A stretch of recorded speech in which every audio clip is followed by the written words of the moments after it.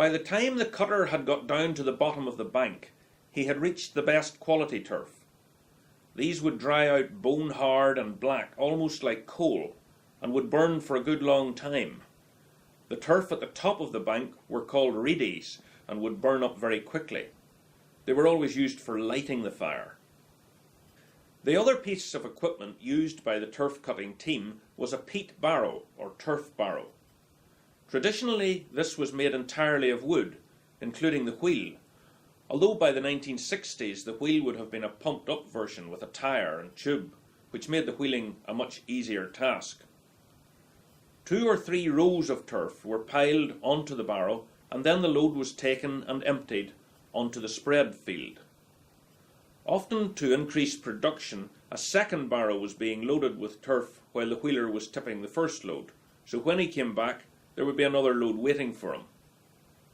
As time progressed, people were trying other less back-breaking ways of getting their turf cut. Robert Kennedy and Bertie Faulkner gave a demonstration in the mid-1990s of how a one-horse-powered slipe could carry many barrow loads of turf in one go out to the spread field. No doubt in other parts small tractors were also used for this purpose. Robert, on his way back to the bank, had his slipe filled again, for in those days even the youngest children accompanied their parents to the moss for the turf harvesting. These barrow loads of freshly cut turf would have to be left for a few days, and this was a crucial time, for torrential rain still common in May could ruin the whole crop. After a week of good dry weather, they were spread out, and by this time they had what was called a skin on them. After another 3 or 4 days, they were turned over, although the bottom of the peat was also drying, for sitting high on the thick heather, the wind blew right through them.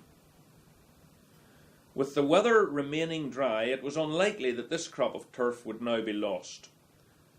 After another 4 or 5 days, the turf were ready for footing. 4, 6, or sometimes 8 turf were stood upright against each other, and when this task was completed, the battle of saving the peat harvest was almost over. The turf are now about half the size they were when they were cut, and although they still contain a good deal of moisture, they have hardening on all 4 sides, so only exceptionally bad weather would now harm them. In very bad years, when turf were so wet that they couldn't be footed, they might have been castled.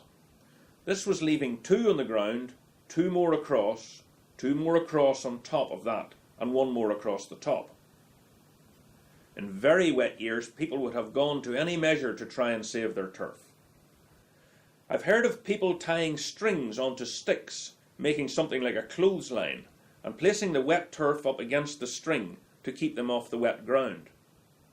It was not uncommon many's a year to take home a load of wet turf and hope that they would dry out in the shed.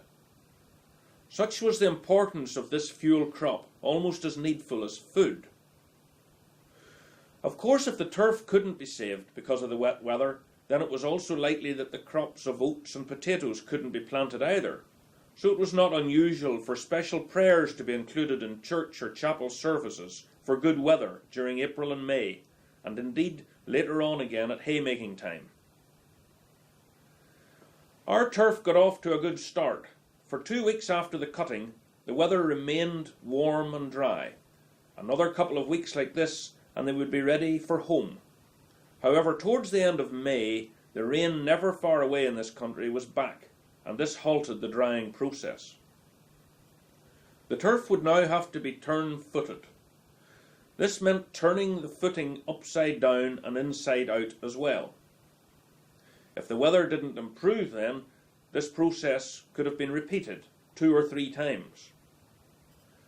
Saving the crop of turf, just like the hay or the oats, depended greatly on the weather. By the middle of June, the turf had finally dried and could have been drawn home from the footings.